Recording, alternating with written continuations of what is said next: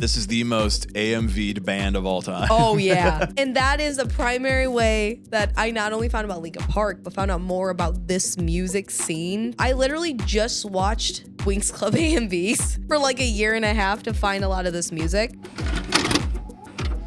The Emo Social Club is reviewing all of the records that have ever come out from the early 2000s, the late 90s, and to forever. We can't stop reviewing records that we love and care about and want to just listen to again. So many nostalgia tours that just keep coming. There's so many nostalgia tours. Every band is getting back together. Warped Tour is coming back. It's going to be a really wild 2025. One of the bands that is coming back is the subject of the album we're reviewing today. This is our review of Hybrid Theory by Linkin Park. And Lizzie, before we get to talking about it, let us know a little bit more about Hybrid Theory, about Linkin Park, one of the largest bands on the planet. One of the most legendary, for being 100% honest. Well, this was their debut album. It came out October 24, 2000 via Warner Brothers Records. And a lot of the theming on here, if you listen to it, especially some of the singles that we'll get into in a bit, they also talk about more addiction and abuse that came through Chester Bennington's, their former late lead singer's experience in life. Those four singles that also have those pretty prominent are One Step Closer, Crawling, Paper Cut, and In the End, which we all know in the end, nothing ever matters anymore. We have to get that out of the way at the top.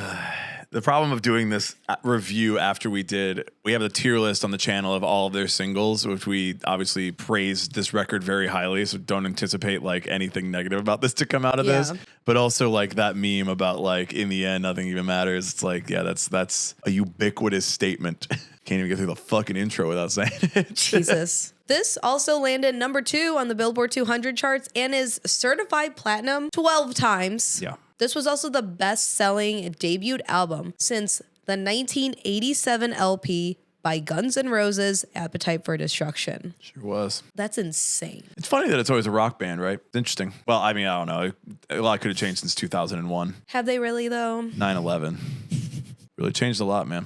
This was re-released in 2020 for the 20th anniversary, and Hybrid Theory was actually originally their original band name. Yes. And then they switched it over when they were signed. When they moved to Linkin Park.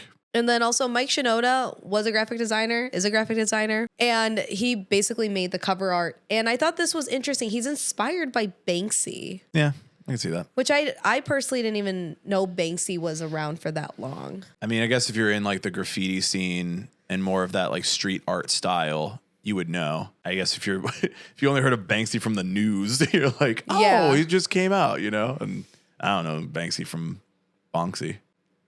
I'm a new artist called Bonksy. I go around and I draw images on walls of people being bonked in the head. Crawling also won Best Hard Rock Performance at the Grammys. And then after Chester Bennington's death in 2017, this album re-entered the top 10 charts as well. Absolutely. You might be sitting there at home wondering why an emo podcast is reviewing new metal bands twice. We're talking about Linkin Park. And I'm sorry, but this record is also an emo record. If you listen to literally any of the lyrical content, you say, damn, I am sad. There's a direct correlation between this and a lot of bands that are in the emo scene. They did the Project Revolution tour that had My Chemical Romance open for them. They had Taking Back Sunday on that tour. Bring Me the Horizon was heavily influenced by Linkin Park. There's a lot of bands in all different genres of rock music that said Linkin Park is an influence. And so emo and pop punk and all that did not escape that without knowing what Linkin Park was doing. I don't know if there's as much scratching in a lot of those other records. No, absolutely not. I don't know if there's a lot of that, but certainly Linkin Park influenced a lot of the bands in the scene. Both of us grew up listening to this band. Both of us love this band quite a bit. Also, I'm just going to say, there's not a lot of Asian representation in a lot of the bands in our scene. There's always this band has women in it. This band has black people in it or people of color. But Asian American people do not get a lot of representation. And I'm like, Mike Shinoda is the biggest face of that for this generation and this these genres. Yeah. You gotta put him up there. You gotta say he's one of the greatest artists of our time. Chester Bennington, one of the greatest singers of our time, obviously. The art, everything comes together and makes a really good album. End of episode. I don't think there's anything else to say. See you later. Before we get into our opinions and our thoughts on this record more specifically, make sure you are subscribed. We have a lot of different content on the channel. You can check out our tier list of all of the Linkin Park singles down below. It's an hour and a half. We go through all of them. I spent a lot of time on it. Please go watch that video. And if you like it, like it. If you like this, like it. And if you're excited to see Linkin Park in 2025, like it. And if you have any opinions on the new singer, like it. And if you don't like it, like it. You're still engaging with us anyway, so in a way, you do like it. If you dislike it, drop a comment about why you don't agree. But like the video. The video is fine. Oh my God. It's not a bad video. You just might not agree because you're like, oh, Linkin Park. That's weird. Grow up. Yeah, also, if you don't like Linkin Park, I don't know if I could trust you. This is one of the biggest bands of all time. Hey, Why? How can you? How? Thank you to Beatbox for sponsoring this episode. They sent us some flavors. They sent us some stuff. If you're out there at a concert, at a festival, and they got Beatbox, they're at a lot of them now. I've seen them around. Pretty good. Go and get one. They've been a sponsor for some of the events we've gone to. They got DJs, like Mr. Han from this. It's a good thing. You can mix it, you can freeze it, you can mash it up, boil them in a stew. You can make little cocktails with it. You can make your friends drink it. You could probably ice them. You could beatbox them. Yeah. With a lot of the White Claws and High Noons and all that out there, I've been finding that I get really tired of drinking the seltzers and all that, and beatbox has been a nice thing to change up that with. And be like, I don't want that. I would rather actually have a beatbox right now. I will tell you, somebody who's gluten-free, I can't have beer. Yep. And every time you go out, it's either a cider or a seltzer. And every time I go out and someone says, what drink do you want? I always say, if I have to drink another goddamn seltzer. So this is a nice switch up. So grab some for your Christmas parties. It's coming up this week by the time this episode's out. Grab some for your family. Grab some for your friends. The alcohol content is a little bit higher than those seltzers too, so you might need that when you're sitting there at the Christmas table listening to your family talk to you.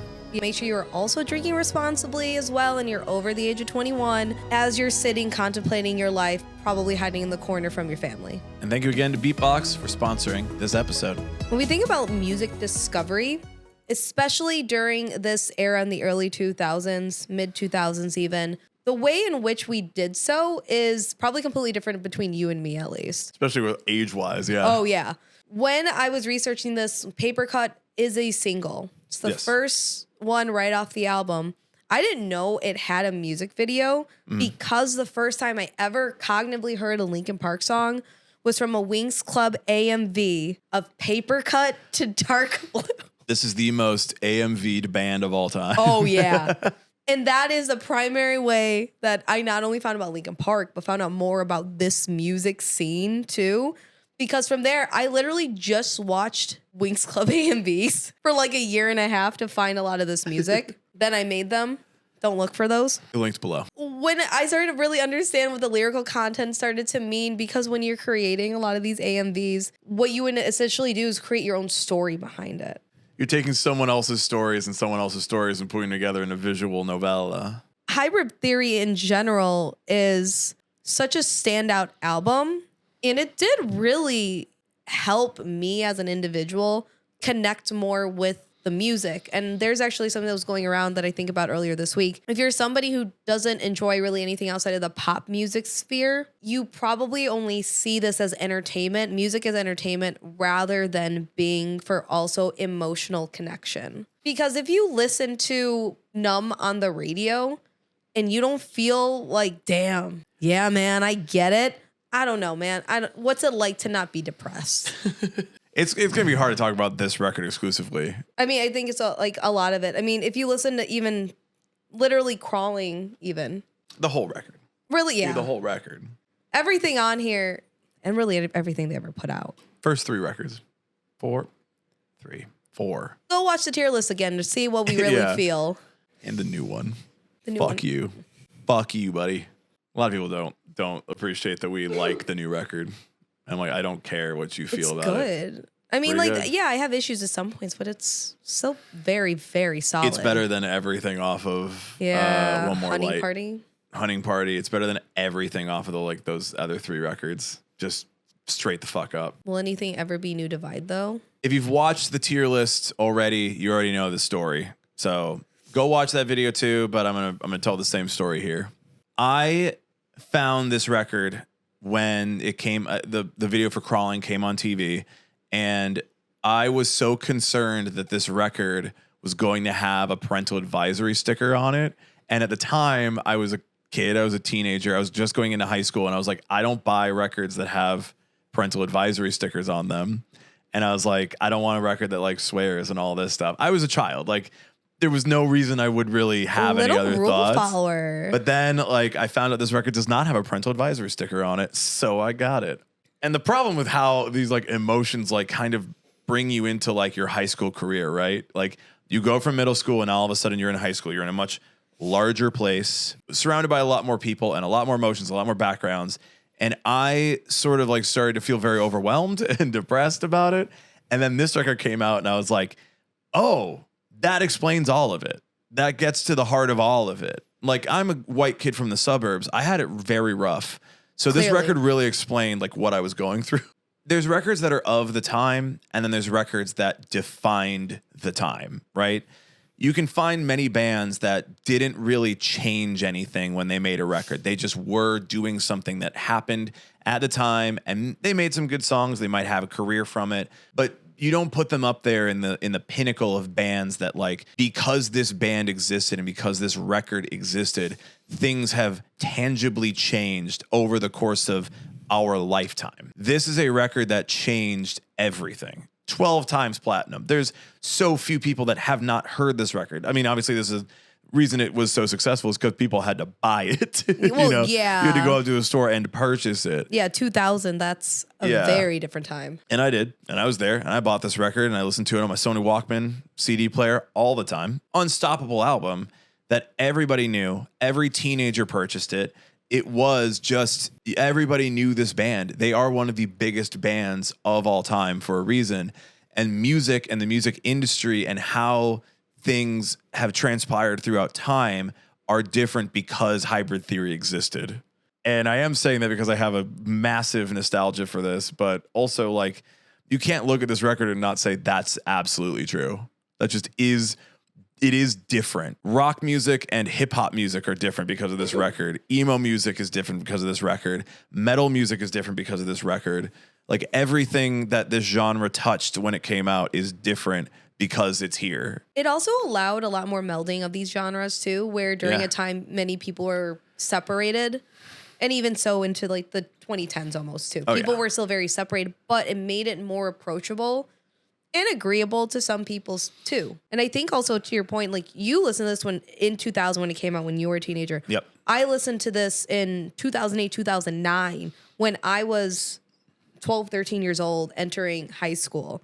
So I'm pretty sure there's somebody who's also 7, 8 years younger than me who also had the same experience. So this is also a testament to how transcendental this is. And stands to reason why they would reunite. Now we have to rank our favorite tracks after we did a tier list where we already said every song on this record is an S tier. This was so hard. Right? I literally was like writing them. I'm like, it's half of this. Like I like the main big stand-ups that I always listen to and like have more of an emotive feel to. I'm like, this is half of this fucking album. They nailed it. They nailed this scene so hard. I like can't even imagine how somebody wouldn't like every song on this record. Can you imagine like being in Linkin Park and knowing that you just did that? And the way that I think about them is like they probably didn't think that way.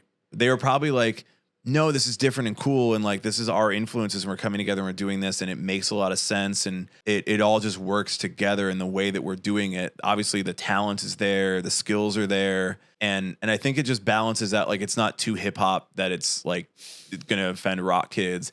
It's not too rock that it's gonna offend hip hop kids. Like it kind of can transcend all of that. So I think they're just like, yeah, this is fun and cool and we can do a lot of this and like let's not go too far into anything.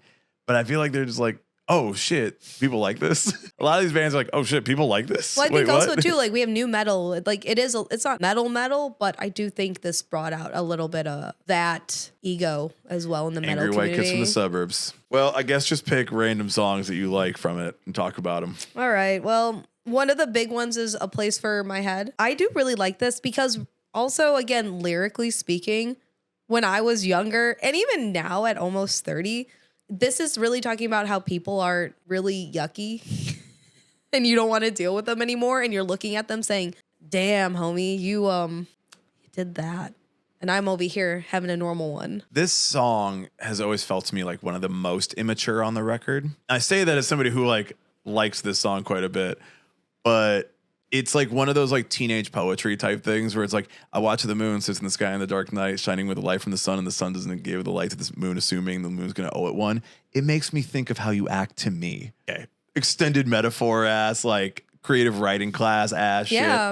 And then the like repeat, like theming of the One Step Closer breakdown on it. Like, you tried to get the best of me, go away. And then it's like, okay, well, then we'll get to the breakdown, right? It's like, I guess it's like a lot of things that were already happening on this record, and it's a lot of like immaturity. And then I'm like, yeah, but I was a kid when this came out. So yeah, I wanted that. Yeah. I love this. And like, I can't get this song out of my head. I just recited the whole thing. Yeah, he was ready to go. I will say I didn't really like this song to begin with because the intro was something I just never. I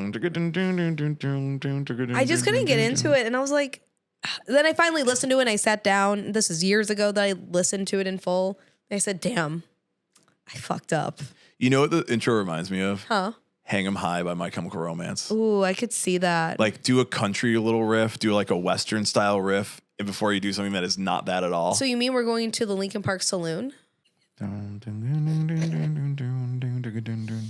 Go watch our tier list so you understand how we end up in the saloon.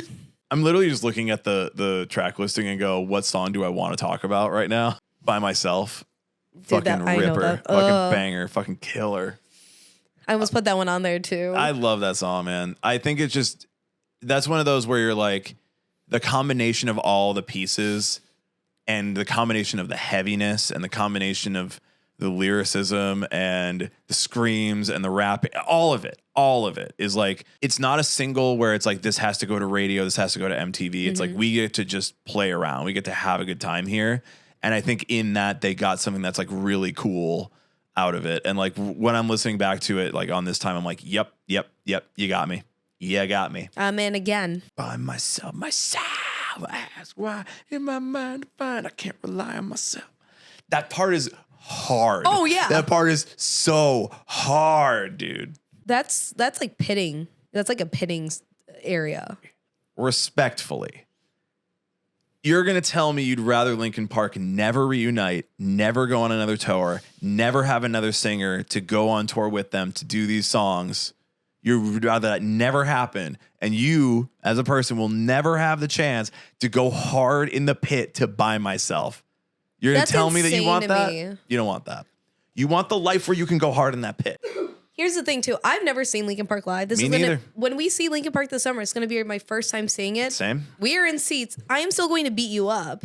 We're not seeing him at like a venue with a GA. Well, I guess they have do, GA. But it was a lot of money. If you would like to hand us a GA pass to come down to that pit so that we can go hard to By Myself, you let us know. Yeah. Just hit us up. We're happy to accept anything for free. Thank you, Beatbox, for sponsoring this episode. I think another one that also, again, like I mentioned earlier, is Paper Cut. It's an absolute ripper of an opener. You know when like the album ends and like, I guess it doesn't happen as much anymore because we're on streaming. So it automatically goes to another song that like you might like, maybe by the same band, maybe another band. I got Breaking Benjamin a lot after that, like new Breaking Benjamin a lot after this. I'm fine with Breaking Benjamin. We will not review them on this podcast. What? Just write it in your diary of Jane. So when it was back in the day, right, and you had the CD and the CD would end and you could set it to like automatically just start replaying the record. I mean, you can do that on streaming, but on the CD, it's not going to play something that isn't the CD. It just stop where it replays. So of course you just hit replay the whole CD, start it from the beginning because I want to keep listening to it. I never one time got tired of hearing Paper Cut again. Like that intro and like when you come right back to it when this record ends, you're like, oh yeah, let's go again. Like the yeah, like run it again. Like we're about to pop off when you hear it. Yes, every single time. I think that this is probably like my favorite Linkin Park song. One, because it's the first one I really listened to, but also because lyrically speaking, if we talk about emotions again, this is talking obviously a lot about paranoia. And I am very paranoid a lot of the time. When I was younger and as I got older, this kept kind of being able to summarize like this thought process that I had and say, oh, like this is something that other people do and can deal with and handle and kind of work through. It just also helps that it absolutely slaps to get it to the point. And I think it also lets out A lot of emotion and anger too. I like the Chester raps on this one more than singing. I think it's a really interesting like way to start the record where everybody had heard Crawling because like at this time it wasn't like you were just listening to the record and that's the first thing you heard. A lot of people knew Crawling. A lot of people had heard it on the radio, Crawling. So like you're buying this record on the expectation that you're going to hear Crawling, a bunch of times, and you hear Paper Cut and you're like, whoa, Chester's rapping too. Like it's not just the same songs over and over again. It's not the same formula over and over again. This song as a single and as the first song on the record breaks that formula immediately. And I think that's amazing. Yeah. It's awesome. I mean, I'm going to shout out Crawling as a song too, because I do think there's a lot going on in that song that made this record. I think that song being the one that I heard first, being the song a lot of people heard first and really breaking into this was like, this song is doing something to my brain, right? This sounds different than everything else I'm hearing on the radio, every other music video I'm seeing on MTV, all these sounds that are out there, all the sounds this song makes, I'm not hearing anywhere else. Yeah. And I think that's due to like Mr. Hahn being a DJ and adding in like scratches and samples into it versus like a keyboardist or a synthesizer player. Like he's adding in sounds that wouldn't normally be in this stuff. I feel like it just changed how you go into this record as the first thing you hear. And I think, kind of underrated now. Like we got One Step Closer, we got In the End, and those songs are played like all the time. Everyone knows those songs. Those are on the radio. One Step Closer has had a whole new life recently. But Crawling is the one that I'm like, yeah, that was the first single that I heard. It wasn't the first single released from this record, but it was the first one that a lot of people knew. And I think it's underrated now. I feel like recently I've heard it a lot more on radio, honestly. I don't listen to radio. I am only listening to what people curate to me. And they go, hey, here's my playlist, right? And it's like, I don't see Crawling on that shit. Well, you could put it's like a playlist of like anything. Of literally anything. I'll hear like a bunch of songs that like I'm really into that just came out in the year 2024. Happen to not see Crawling off of Linkin Park's Hybrid Theory released in the year 2000 of our Lord, dude. That shit's crawling in my skin. These wounds will not heal. Honestly, kind of fucked up. They just don't re-release it every single year. Sounds a banger. Underrated. It is. Play it all the time. Put it on every playlist. Put it on your top tracks with 2024 playlist. Put it on your party playlist. Put it on your holiday and New Year's Eve playlist. Similar to what you were talking about Mr. Hahn and his scratching and everything, Points of Authority has a lot of that intertwined here. And comparatively to majority of this album, Chester's voice is more subdued in sound, which I think really helps with blending together everything that's happening at once. It's like a lot of chaos, but it's organized chaos, which is the best type. That's why we listen to the heavy music. Always being organized chaos, I think is best. I think here we really start to see a lot of the layers of these key characters in the band. And it's actually in the forefront, and you can say, look at this. Oh my God, this is crazy. I know we said a little things about In the End on the tier list. I'm still going to shout it out. Like, that song exists in a way that makes this record bigger than it really is, right? This came out at a time when singles mattered. Albums were not necessarily the thing that mattered as much. I mean, I guess we're still kind of there, but certainly the way you sold a record was having a big single. There's no way this album sells, 12 times platinum on the benefit of Crawling, on the benefit of One Step Closer or Paper Cuts. It sells 12 times platinum because of In the End. A ballad song, a softer song. It's got the rapping. It's got very memeable stuff to it. The very best in music videos as well. Like, you have to talk about that with this record, and just rock music, rock radio, rock shows, concerts, just talking about rock music. Like, this was the song that made this stuff appeal to so many people. This is a song that is still listened to in the club. I'm still jamming this in the club. In the club. I know that like it's become so overplayed, so overdone. Like, we hear it all the time, but like there's a reason for that. Like we said with Green Day, right? Like, you hear Green Day songs everywhere because Green Day is a fantastic band. Yeah. There's a reason you're hearing it all the time. People love that shit. You hear In the End all the time because people love that shit, dude. People love that shit. In the end, don't even matter. Don't matter, dude. What matter? The greatest guy around. Normally, on these episodes, we have a section where we talk about our spiciest takes.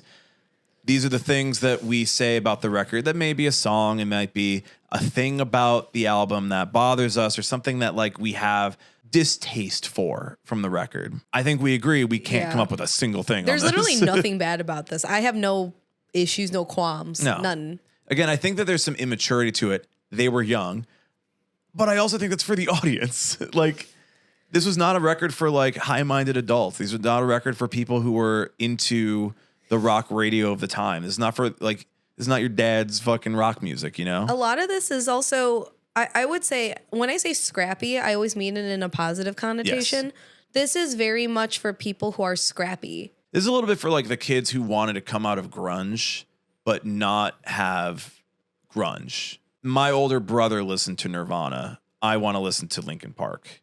My older brother is into Pearl Jam and now maybe Nickelback and shit. And like, I'm not into that. I want something that's like more for me. And it's like, oh, this is for like a younger audience than that.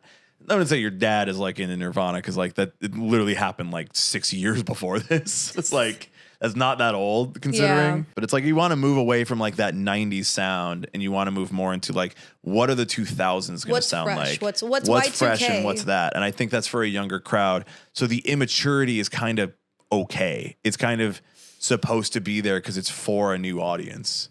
So I don't know. I have no issue with the immaturity of it. I have no issue with the fact that some lyrics are kind of clunky.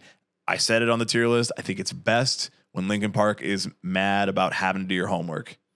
Mad that you couldn't go to bed when you wanted to and had to go to bed at the time your parents set out for you. Listen, if you could still be our age and be mad, be like, damn, I got to go to bed so I can go to work in 4 hours instead of just staying up or staying asleep that long. You could also be mad in that way. It does. It absolutely does. Those are our thoughts. Those are our opinions on Hybrid Theory by Linkin Park. What do you think? Are you excited that they're back or not? I don't know. I guess comment about that down below. If you agree that it's good, like it. If you disagree, comment down below and give us a reason why. Don't just say I don't like it. We're going to tell you you're wrong anyway. Everybody just leaves a comment as like L take. Why? Give us your thoughts. Give us your opinions. Let us know. Hybrid Theory is a phenomenal record, though, so we're going to get into a fight. We're going to get an argument down there. But until Linkin Park this summer and until Hybrid Theory, go watch our tier list video. We'll see you there.